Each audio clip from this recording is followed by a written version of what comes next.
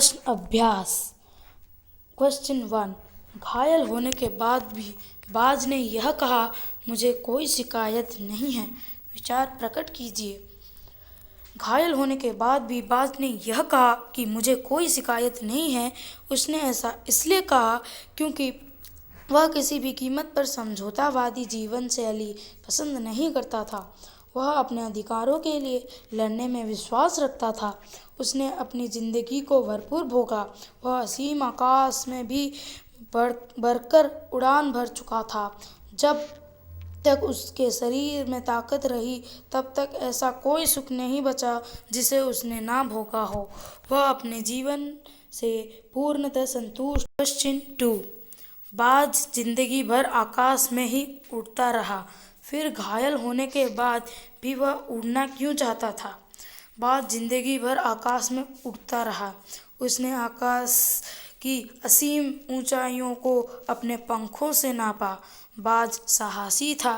वह किसी भी कीमत पर समझौतावादी जीवन शैली पसंद नहीं करता था, अतः कायर की मौत नहीं मरना चाहता था।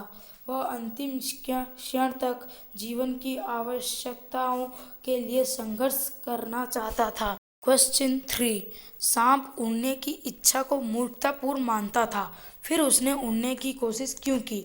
सांप उड़ने की इच्छा को मूर्खतापूर्ण मानता था क्योंकि वह मानता था कि वह उड़ने में सक्षम नहीं है।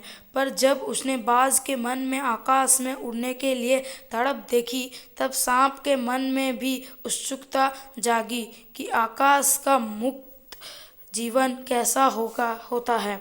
इस रहस्य का पता लगाना ही चाहिए। तब उसने भी आकाश में एक बार उड़ने की कोशिश करने का निश्चय किया। क्वेश्चन 4। बाज के लिए लहरों ने गीत क्यों गाया? बाज की बहादुरी पर प्रसन्न होकर लहरों ने गीत गाया था। उसने अपने प्राण गंवा दिए, परंतु जिंदगी के खतरे का सामना करने से पीछे नहीं हटा। क्वेश्चन 5। घायल बाज को देखकर सांप खुश क्यों हुआ होगा? सांप का शत्रु बाज है, चूंकि वह उसका आहार होता है।